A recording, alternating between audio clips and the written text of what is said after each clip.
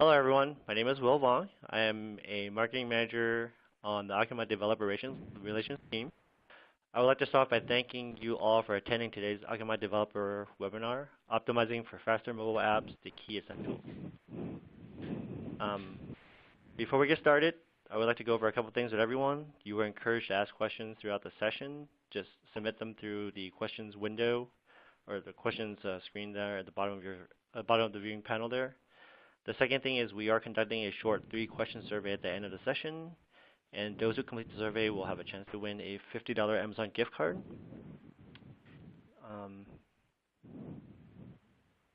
And now I would like to introduce you to our speakers, Gareth Ouellette and Goku Senkotevelu.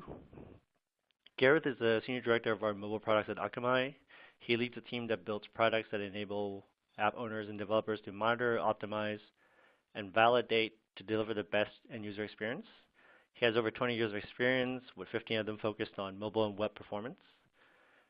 Goku is a developer evangelist and a mobile developer himself. He has contributed to the growth of development on various mobile developer programs across various reputable brands. He is also the founder of iOS Bangalore community, which is the largest of its kind in India. And for today's session, we're going to be covering, giving you all an overview of who Akamai is, have a quick discussion on what the common performance challenges are, take a closer look at the different solutions that will address those challenges, followed by a Q&A session, and conclude with a short survey. And now I'm going to hand it over to Gareth. Okay, thanks a lot, Will. I'd like to start just by giving you a little bit of an overview about Akamai and give you a sense for our experience in mobile. Akamai is the global leader in media and CDN services, and we're the leading supplier of performance and security services for a broad range of enterprises. Our platform is leveraged by most of the global Fortune 500 companies, and that includes the world's largest commerce brands, financial institutions, airlines, auto manufacturers, and media and entertainment, of course. So for the last 2 decades, we've been making desktop and mobile websites and mobile apps faster, smarter, and more secure. And we do that through our Intelligent Edge platform, which is unparalleled in both scale and reach. And that means we operate in about 240,000 edge servers, and from those edge servers, we optimize mobile websites and apps. And we're deployed inside nearly every major carrier in the world. We're about 1 hop away from 90% of the world's internet users, and we see 1.3 billion devices connecting to our platform every single day. That's what gives us a tremendous amount of insight on how to optimize for mobile performance. So our goal is to help you deliver consistently superior experiences to all of your end users, no matter where they are and no matter which device they use. Before we jump into the content, one thing I did want to point out, because I get this question quite a bit, is what do you mean by apps? I have a native app or I have a hybrid app, and of course there are many types of apps out there. We see native apps, which people download from the App Store, web apps, which include progressive web apps, which are really web technologies running in browsers on the device rather than native code. And we see hybrid apps, which have a native wrapper, but typically they're utilizing web technologies and they run in web views. The important thing for this webinar is that no matter which type of app you have, your goal is to get content from your origin APIs to the end user's screen. So for the purposes of this webinar, it really doesn't matter a whole lot whether your content is images or style sheets or JavaScript or JSON. You just want to get the bits to the end user's screen quickly. So the techniques that we're about to describe are almost all applicable for any type of app that you happen to have built. Even the client library section, most of the techniques we're going to describe are applicable to all different types of apps. So let's start out by talking about what are these challenges with mobile app performance, and what are the challenges with delivering content to mobile apps and the end users. So let's say you've picked your technology platform and you've built this great app and you have amazing content, and Maybe you're doing some cutting-edge augmented reality or virtual reality. Maybe you're doing some self-checkout, or you're connecting with IoT devices, or you've got some incredible video or voice or chat functionality. The difference between success and failure for your app is going to come down to delivering a great experience to your end users every single time. You've got to be fast. You've got to be reliable. And even when you go viral and you have to scale overnight, and especially when you're having your biggest promotion of the year, and even when you find that your APIs are under a denial of service attack, you've got to be fast and reliable. And you have to make sure your images and your videos are optimized for every different type of operating system and device combination. Fragmentation is real. There are 11 different popular Android devices. All have different screen sizes and resolutions. And you've got to optimize for all of the popular versions of iOS and all 4 Android operating system versions from KitKat to Nougat. And all of them have more than 10% market share. And you have to optimize for all these devices and OSs, and because they all handle image loading slightly differently. And even though they all have different optimal image formats, you have to be able to optimize for every device. What really makes performance hard by definition is that your end users are mobile. And you have to deliver a great experience even when your user's at home or in the office or in a car or behind a building or in a crowded stadium and everywhere else. So how do you do that? How do you get started? How do you even know how your end users are experiencing your app? That's what this webinar is all about. We're going to give you a primer on the key technologies, the categories that you should be aware of in order to ensure that your apps are high performing, scalable, proven, and secure. So here's an overview of the technology categories we're going to cover. Starting on the left, your origin is your platform. This is the full stack that you manage. It's your database, APIs, and front ends.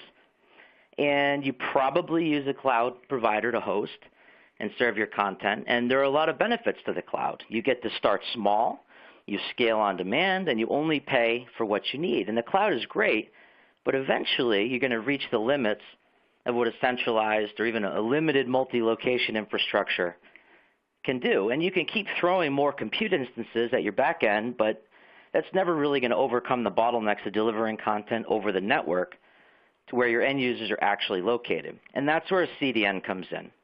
A CDN extends your infrastructure to the edge of the internet, and it gives you scale, speed, and security far beyond what a cloud origin infrastructure is going to provide. So that'll be our first topic that we dive into, the content delivery network.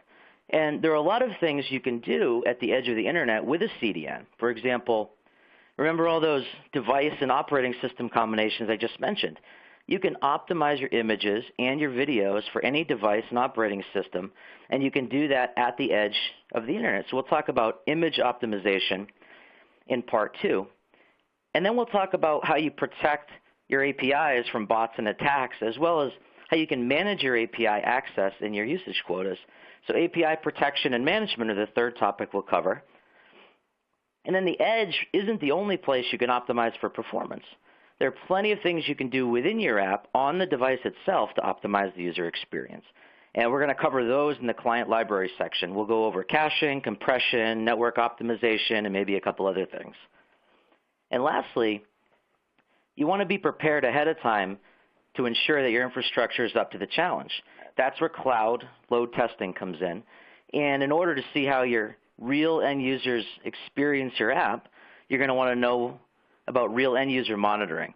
And you can use real user monitoring to tie app performance to your business KPIs. So we're going to cover both of those topics later in the webinar. And now we're going to dive in to each of these technologies, starting with the content delivery network. So if you're like most app developers and app owners that I speak with, you probably have end users all over the country and maybe even all over the world, and maybe you're expanding into new markets and geographies. You might be concerned with how to scale on demand. So what happens when your app becomes more successful than you ever imagined, or when millions of bots show up to try to take down your APIs? How do you absorb the unexpected traffic and load without reserving cloud instances all over the world? These are the problems that a CDN can help you with.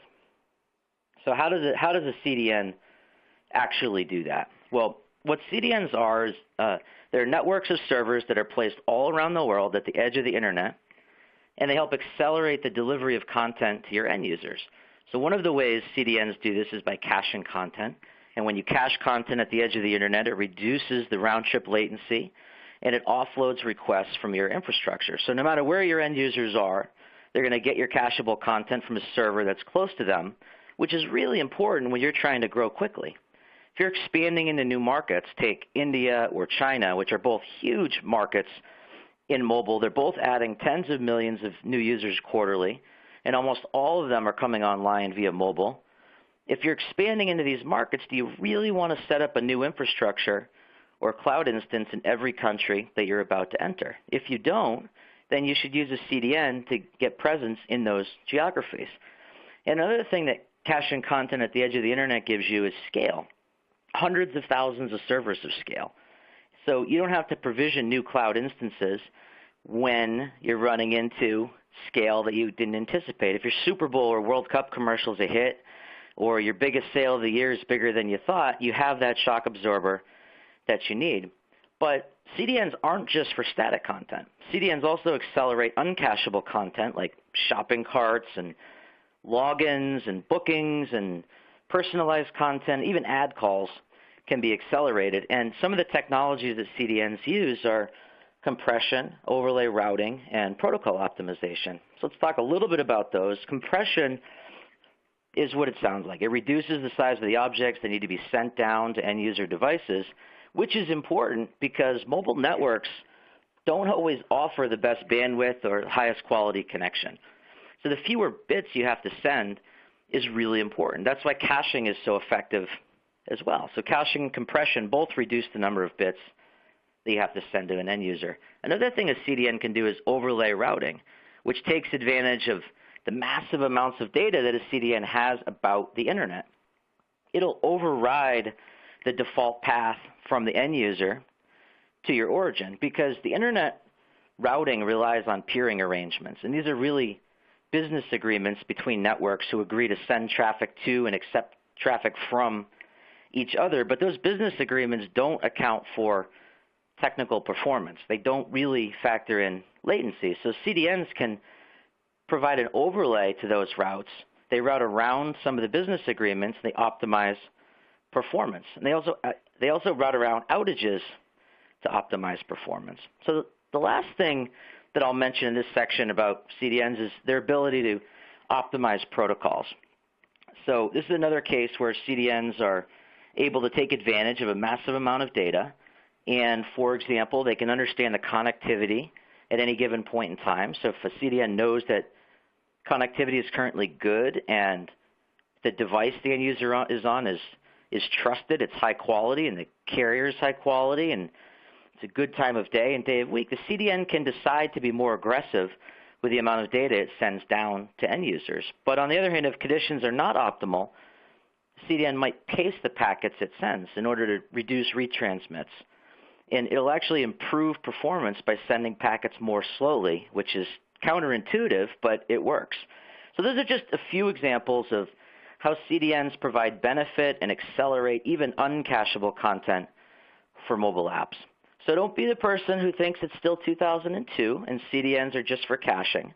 You can do a whole lot at the edge for you besides caching. And just to wrap this section up, CDNs do a lot of things that you can't do on your own. They do a lot of things that you're not going to get with your cloud hosting provider. They're going to give you the global reach to expand into new markets, provide infinite scale when you're more successful than anticipated or when you're under attack. CDNs save you time and money. They preserve your precious DevOps resources, which is important. And they do all this while you improve your end user experience.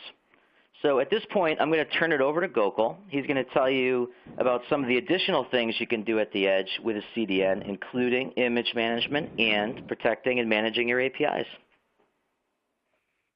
Thanks, Gareth. I can recollect from my days as a mobile developer where I was spending a lot of time to optimize my mobile front end. trying to save few milliseconds, but when it comes to the network latencies, I was pretty much helpless. Now I get the end-to-end picture, and more importantly, the significance of optimizing my network layer. Hello everyone, my name is Gokul. I work for developer relations team in Akamai. So my role in Akamai is to make the developers successful and enable them to create blazing fast applications over internet. Today in this webinar, I will be talking about three things. Number one is handling images, and the second thing is managing the APIs, and the third thing is how to do the load testing in the right way with right amount of traffic. So let's start with images. Images brings life to the mobile app. If you see the amount of content that is delivered to the mobile devices across the world, more than half would be media files and images. So now let's understand with the distributed nature of the CDN, how you can elevate your image viewing experiences in the mobile devices to the next level. Now let's talk about some of the challenges and the general guidelines in this landscape that is delivering images to the mobile devices. So the very first thing is memory. Mobile devices have limited memory. You might be using lightweight web services, but images are heavy. So when it comes to the performance, you would end up in the losing side. What you can do about it? The rule of thumb here is you need to allocate what is actually required. For example, in mobile application, you might be having something like a gallery where you would be persisting tens of images. You should be consider using an intelligent swap between the disk and the runtime. So you can avoid the memory crashes and you can provide a good user experiences while viewing the images in mobile devices. The second thing is form factor. Nowadays, we have different categories of devices. These devices have different screen types, different screen resolutions, and viewports, and more importantly, they come in different sizes. Even the mobile users are under very different network conditions. Some of them could be connected to the Wi-Fi network, and some of them might be connected to the cellular network. You need to cater your images to all these permutations and combinations. The long-term solution for handling or supporting the form factor is to empower your APIs. So your APIs could carry the metadata about the device types, screen types, and a lot of information. And you could do the heavy lifting in your server side. So your server should provide the right and appropriate image to the user based upon the viewing context. The next thing is one image, you would be using it for multiple use cases. For example, in a mobile application, you might let the user to upload an image, or you may be using from the image gallery, or you may be letting him to take a picture from the device camera. So you might want to use the picture as a profile picture, or maybe you want to use the same picture as a headshot in the table view, or maybe you want to use it as a full-size image in an image editor screen. So you can't use the same image for all the use cases. Essentially, in the client side, you need to resize it and you need to persist it in the disk so that when the user comes to the particular screen in the mobile app, you wouldn't be doing the same operation again and again. So you would be providing a really good image viewing experiences on the mobile device. The next thing is handling image types.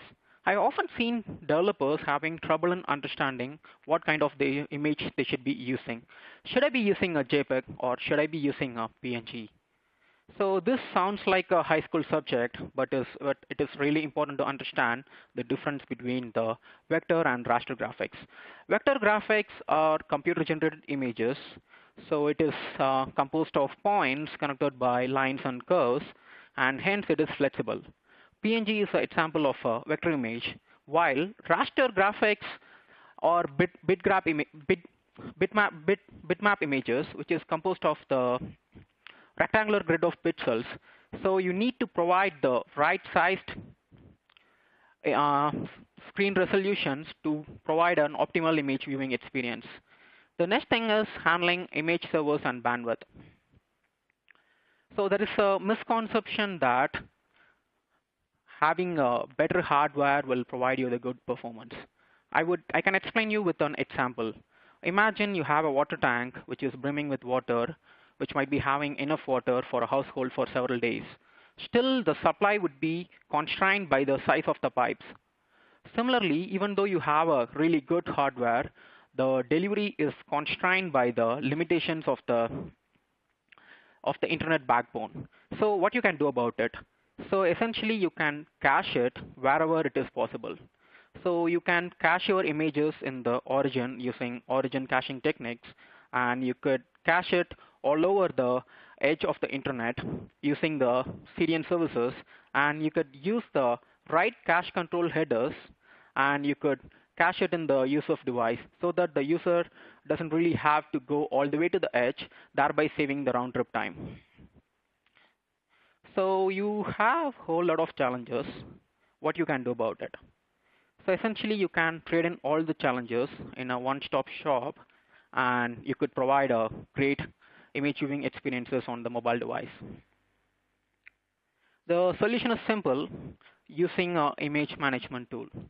So what kind of tool is an image management tool? I would like to answer it with a 3 points breakdown. It is a tool which could help you to streamline entire image delivery lifecycle from uploading to transforming to resizing to optimizing the delivery. It is also a tool which could seamlessly interact with your user sitting in the edge of the internet. And more importantly, it is a tool which provides right, appropriate, and optimal images every time with respect to the user's viewing context. So how this would help me with the mobile apps? The very first thing, native apps. An image manager tremendously improves your mobile app image viewing experiences by dynamically transforming the images. In the challenges sections, we have discussed about the form factors.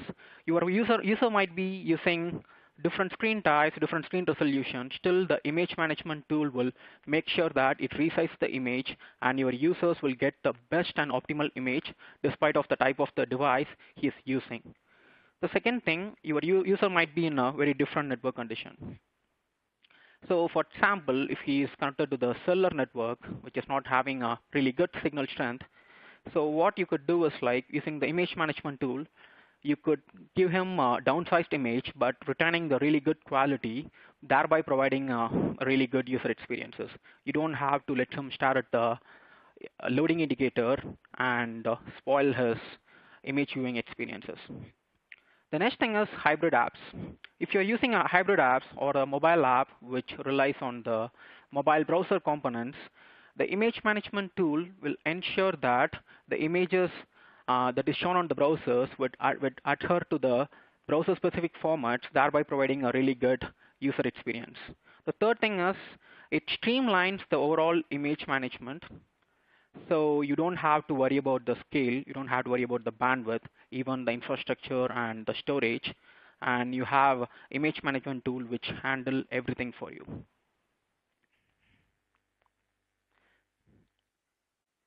So as a developer, how could I benefit from an image management tool?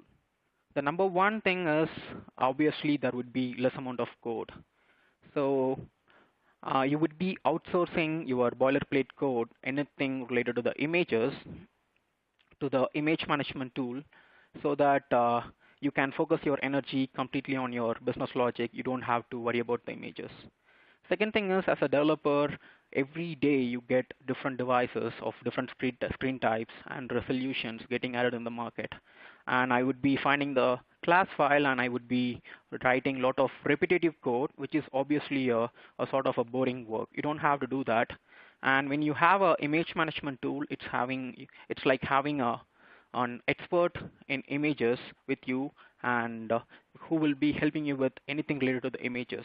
It's similar to having a trusted financial advisor who is managing your investments. The last thing, it streamlines your image management process so well so that you would be saving a lot of time. That's about images. Now let's talk about APIs. Mobile apps are powered by APIs. So in the current era, if you're using mobile apps and APIs, you would fall in one of the two buckets. Number one is you might have taken a mobile first route where you had an opportunity to structure your API in a better fashion. Or you might be having an application over a legacy enterprise system and which was recently revitalized using the APIs. In either way, you would be having challenges. The very first challenge is organizing the APIs. So currently in the world, we have fast-paced agile environments where you'd be having number of Scrum teams who would be who are working in silos, and they'd be doing the API releases. When there is an API release, forget your customers, even your internal teams have trouble in finding the right API and understanding the API and consuming the API for their requirement. So what you can do about it? So if you really want to increase the API adoption, you should organize the APIs exactly in the way it is being used. So you should always keep in mind the concepts and objectives behind the API. You could also organize the APIs around experiences and even resources and capabilities so that you would be able to govern the APIs in a better way.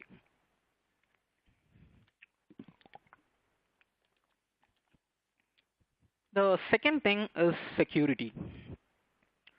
So unless you are under the attack, you wouldn't know how much important is the security. So you should secure your endpoints with whatever mechanism it is possible. You should have your data protection in place. So for example, a right user should have access to the right amount of data from your system, and your endpoint should have the transport layer security. And when there is a DDoS attack, you should have mechanism in place which should help you to mitigate those attacks. And the next thing is scale. When the traffic picks up, you should have the infrastructure and the bandwidth so that your business is not impacted. The last thing here is authentication.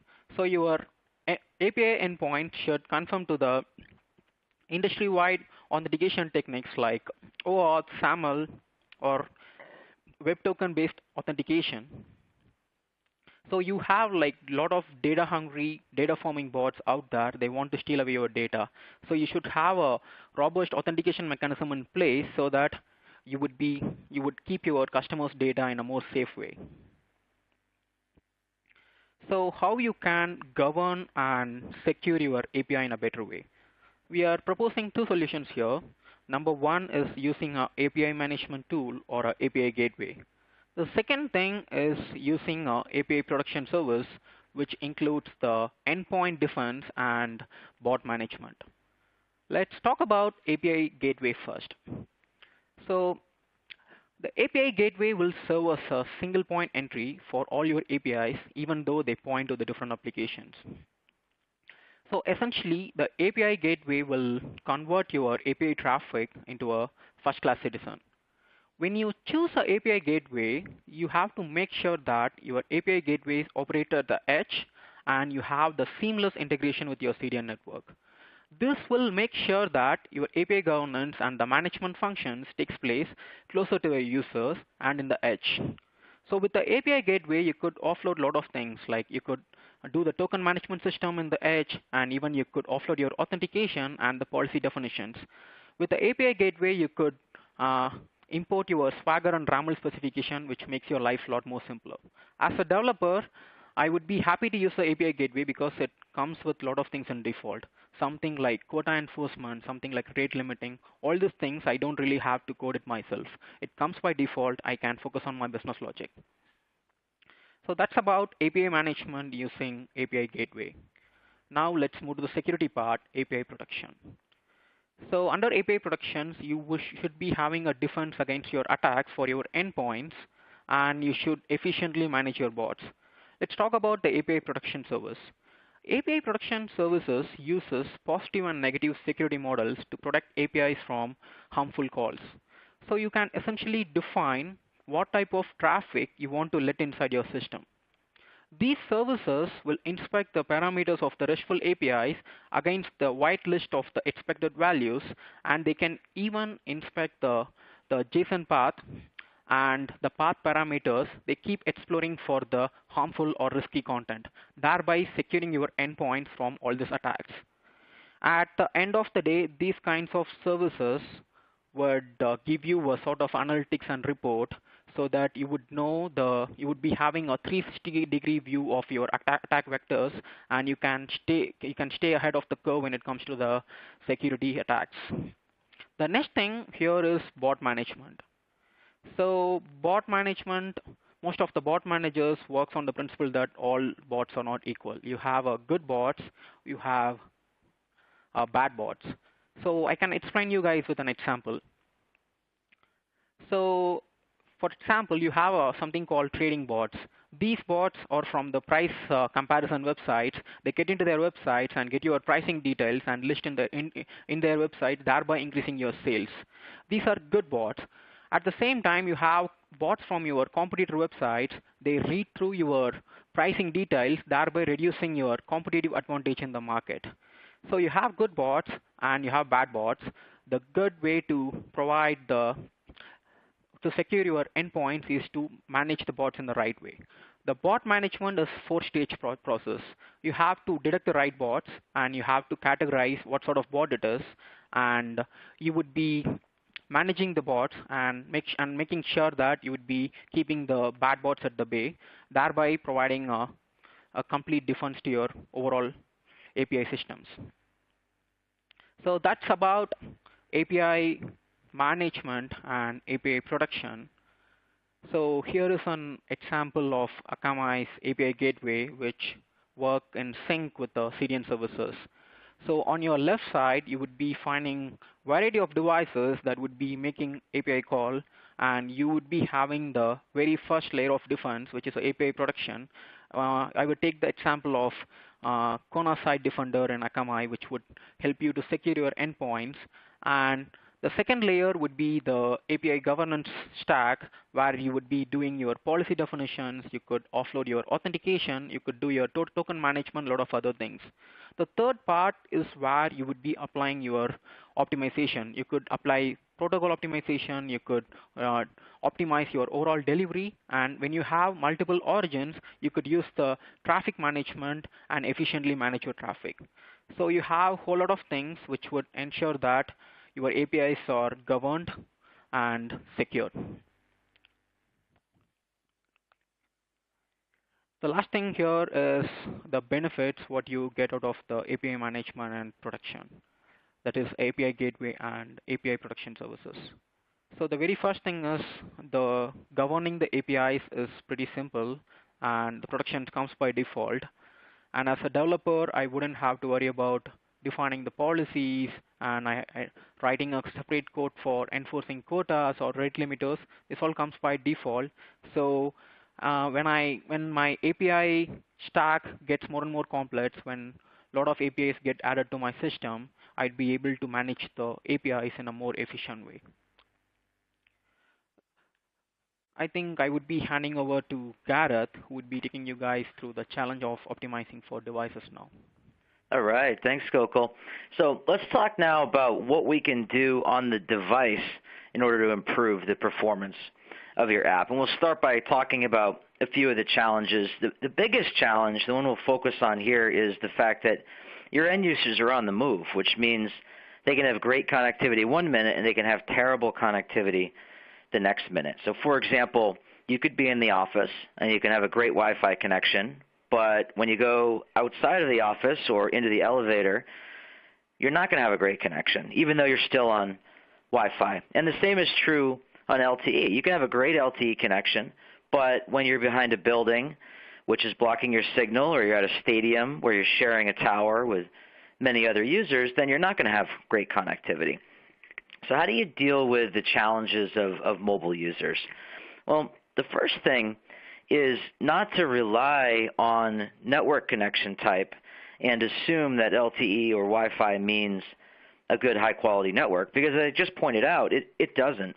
And we found that the best way to really understand what's going on is to test the user's connectivity so you can have a feel for their real-world network conditions. Then you can use those results to do things like tune your TCP connection timeouts and tune the content that your app delivers to the end user based on network conditions. So videos, for example, they show to improve the end user experience and they improve conversion rates, but you don't want to show a video when it doesn't make sense for your end user to have to wait for it because the connectivity isn't suited for it. And TCP timeouts can be tuned as well. If you know the current network conditions, you can wait to time out more slowly when the connectivity is poor, and you can accelerate your TCP connection timeouts when connectivity is good. So if you know the connection should be good and your end user is waiting a long time for the content to return, you can dial down your your TCP connection timeouts. The second thing is very similar to what you're going to want to do at the edge. Cache as much as possible on the device because it only takes a couple milliseconds in order to serve images to the end user when they're loaded from the handset. But if you have to make the request over the network, it can take hundreds of milliseconds. It could take seconds oftentimes. So when we're talking about caching, there's a couple things that you want to remember. The first thing is to set your cache control headers correctly at your origin server. We see quite frequently that that's not happening. Secondly, you want to remember that even API responses can be cached because dynamic does not mean personalized, and dynamic content can be cached. And third, rather than build a caching library yourself, you can use the pre-existing caching libraries. And there's plenty of them out there. You're probably already using OKHTTP or Volley, and you probably have caching configurations in those HTTP stacks. And this may seem like an obvious one, but I can tell you the number of times that I've seen apps without caching enabled or without cache control headers set properly, and that really impacts performance. Caching is the single biggest thing you can do for your app performance. And if you're using a CDN's caching library, like our Akamai Mobile App Performance SDK, you do get some additional advantages as well. The first is you have the ability to report on all of your cache hit rates.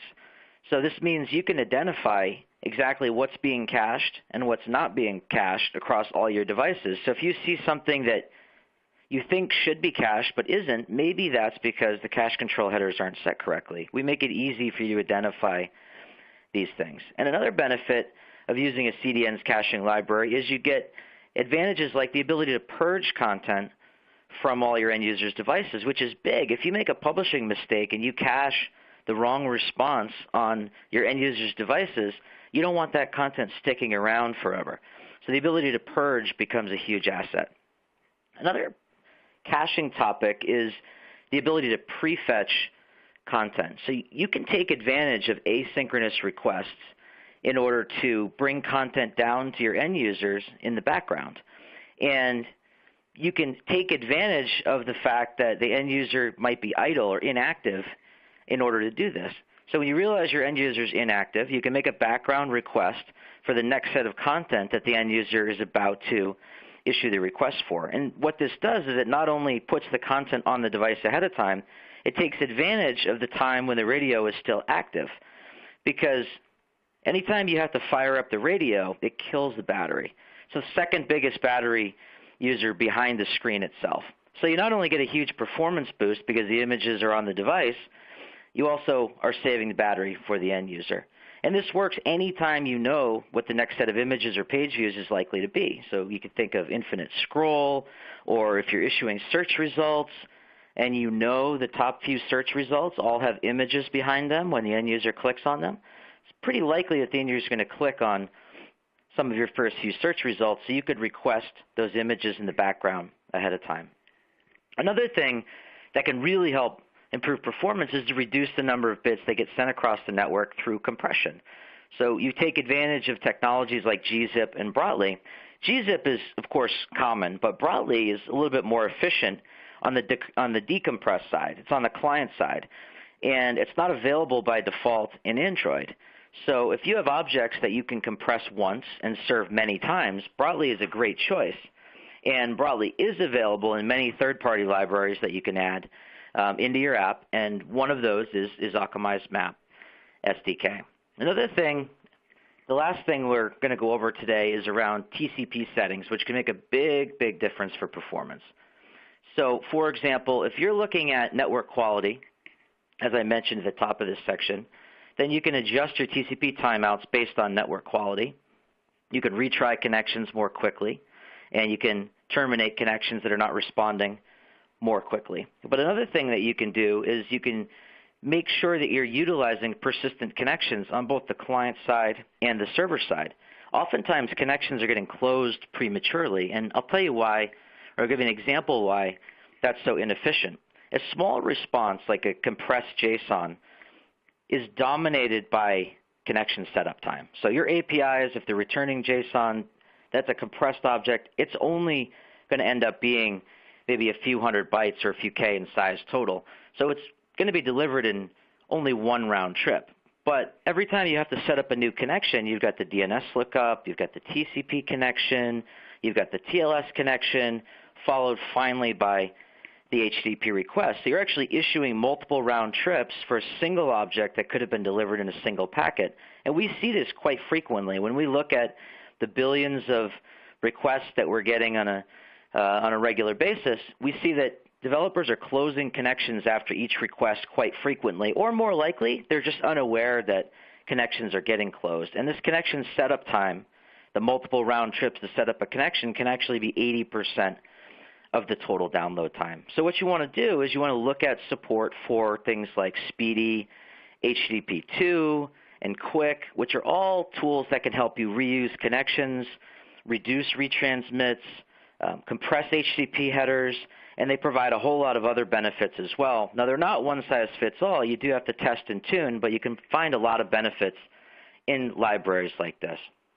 So what's the summary of the benefits? You can cache, you can compress, you can optimize TCP connections, but the great part of these libraries is that there's so many of them out there that were already built for you.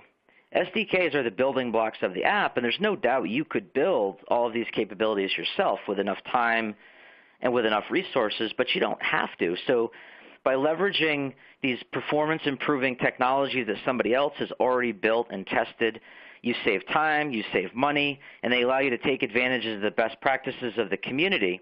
If you're using Akamai's CDN SDK, then you also get bonus advantages like cache reporting and optimization and TCP connection management that you don't get anytime you don't have control of both the server and the client side. So now I'm going to turn it back over to Gokul, and he can tell you about load testing.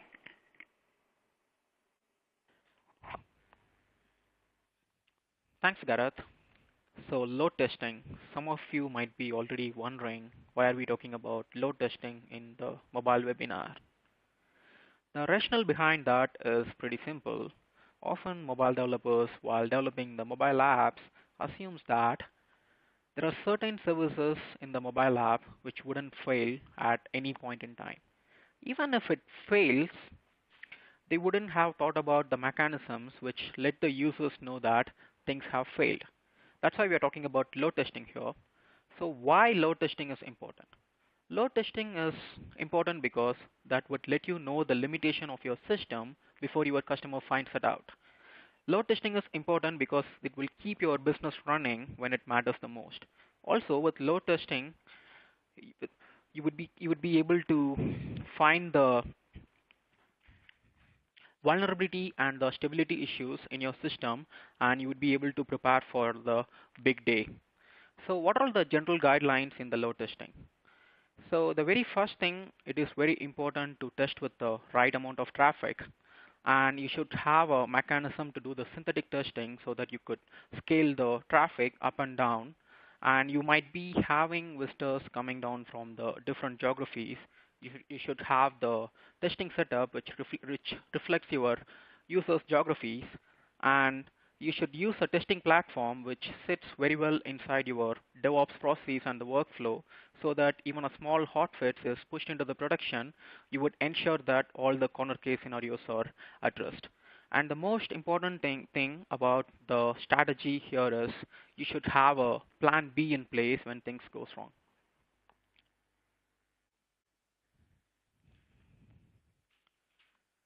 So how can you take the load testing to the next level? So the solution what we propose here is the peak testing platform.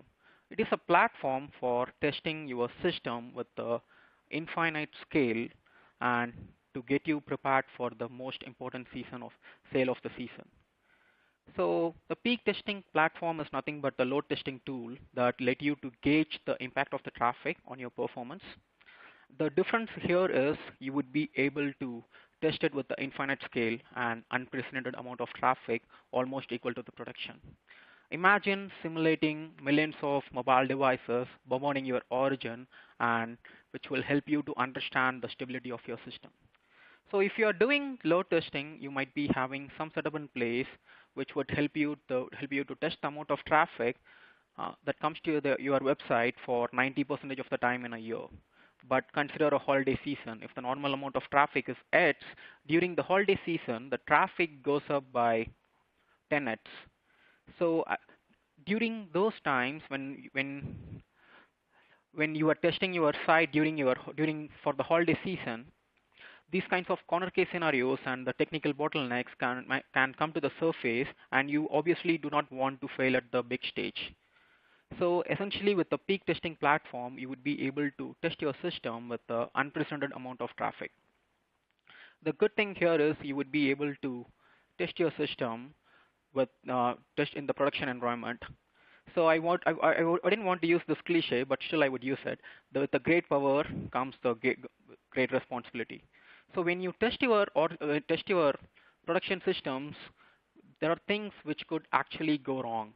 So with the peak testing platform, what you get is like the cool dashboards and the metrics, so that would give you insights into the testing. If you find that there are certain things which goes wrong, you could push the lever down and bring the testing to the abrupt halt.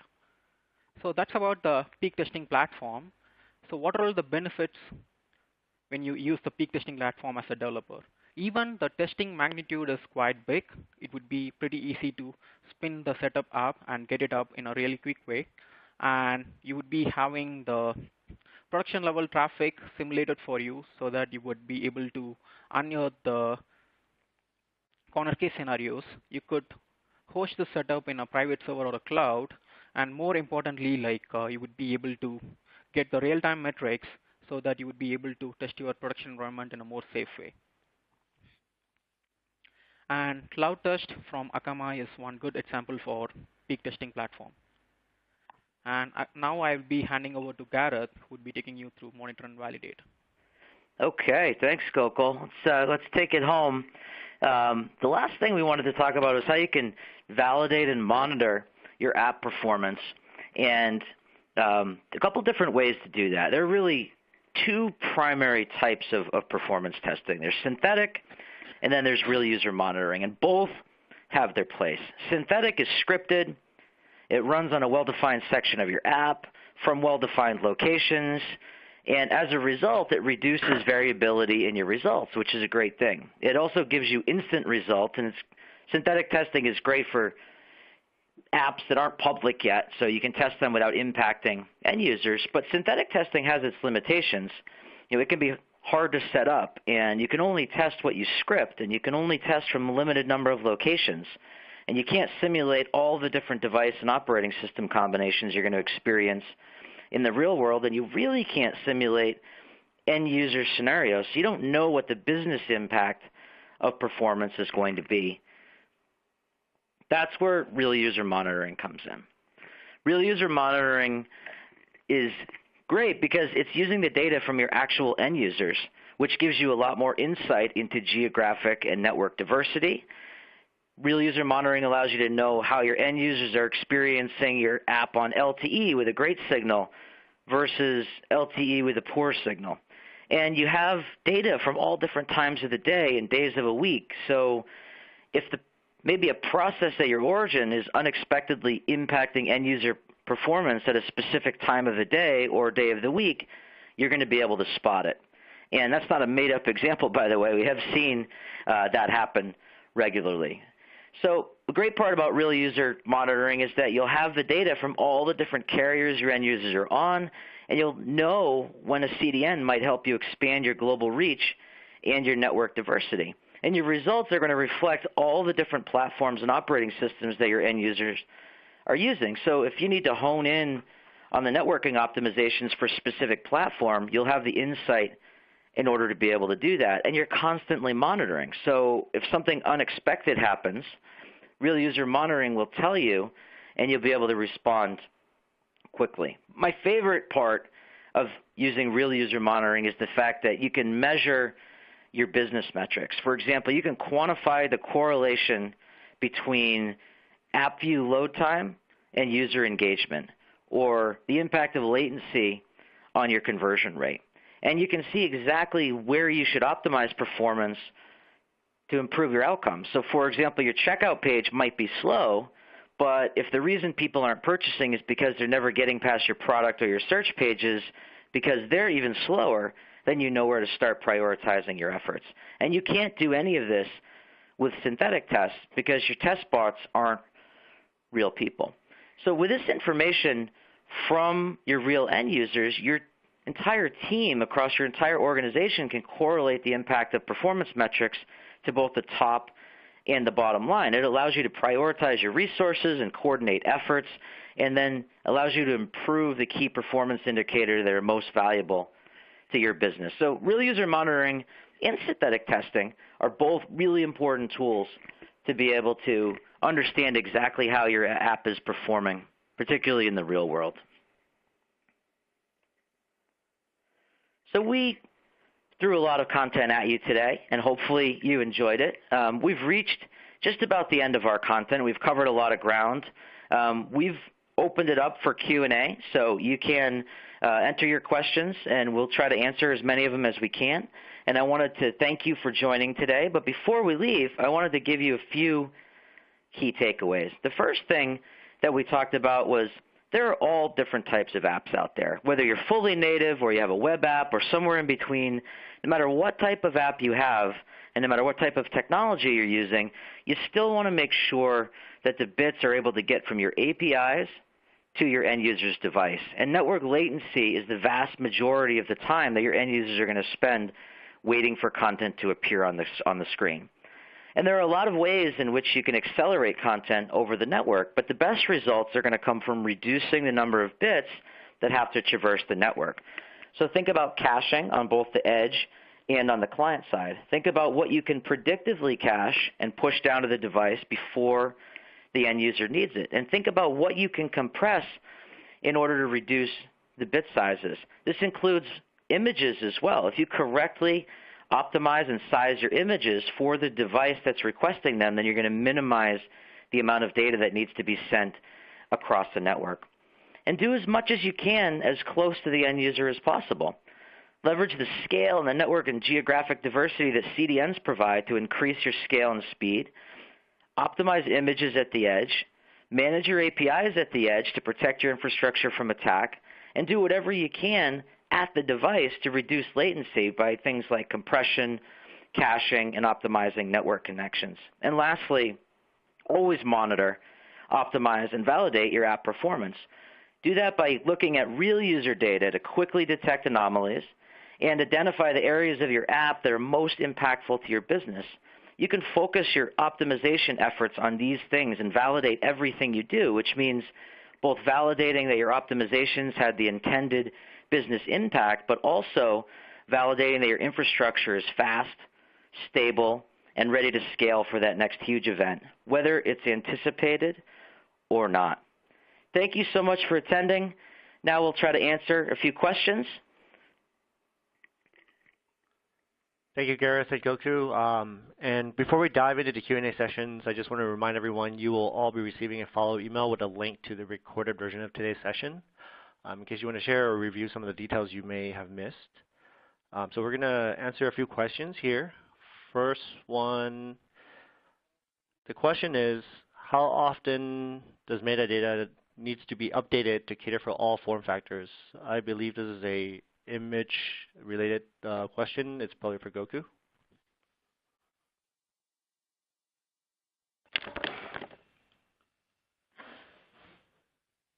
So I assume that the metadata is about property manager metadata. So essentially, you have to configure the image manager policies, and we are doing the transformation in the real time, and you would be doing it only once, and you need to add it as a image manager behavior. That is the answer.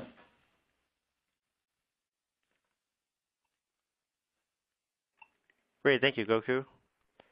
Second question here. How do mobile developers get started with the image manager? I think this is also another Goku question. Okay, as a mobile developer, I would take Akamai Image Manager as an example. So you need to get into the Luna, and you would be configuring the image manager policies. Essentially, you would be having the requester, which is mapped to the policies, so that you are pretty much set. If you want to take it one level up, if you are using the mobile application performance SDK, so the SDK will send the hints about the network performance and a lot of other things. So the image manager will pick those hints, and you would get the transformed images on your devices. Great, thank you, Goku. We probably have time for a couple more here. This next question is, what is the difference between quota and rate limiting at the API gateway? This is also a Goku question. Okay, so we interchangeably use quota and rate limiting, right? So rate limiting is used to protect the infrastructure. So essentially, you would be saying like you would be limiting requests per seconds or minutes. But quota is like it typically conforms to certain business class. For example, certain subscriptions have like this many amount of API requests available for us. That is actually quota. Okay, we have time for two more questions. This next one is, which mobile SDKs do you have and where can I find them? This is a Gareth question. Sure. So we have a few different SDKs depending on what you're trying to accomplish. All of them can be found on developer.akamai.com. And what you'll find there is under the tools section, you can browse our SDKs. We have tools to help you with our adaptive media player, bot manager Premier, which helps you detect and prevent bots from accessing your app, media acceleration SDK to help with your media delivery, and I made reference a number of times to the mobile application performance SDK. So there are 4 primary SDKs, and you'll also find a number of other things that should be useful, including getting how to get started and how to access all of our tools, including API tools and other DevOps tools as well. That's all on developer.akamai.com. Thank you, Gareth. One more for you as well, Gareth. What is the expected integration time for the mobile SDK? Yeah, that really is going to depend on your organization. So we've had customers go live in order to complete the integration of the SDK into their app and test within hours, and then they're live in the app or the Play Store within a few days from that. If you're maybe if you're a financial services company, you might have more strict requirements on testing, so that might take you a little bit longer. What we've tried to do is make the SDK as plug and play as possible, where most of our features are simply toggle on, toggle off. So you don't have to think a lot, and you can get up and running really quickly with an initial phase, and then there's other things that you could do that may require more logic, and that might take you longer to implement. So you can get up and running in hours if you're an agile organization. Great, thank you. Well, that brings us to the end of the hour here, and again, I would like to thank everyone for attending today's session. Again, another reminder, please complete the short survey at the end for your chance to win an Amazon gift card. It's just 3 questions, and we will be in contact if you're the chosen winner. Thank you for attending.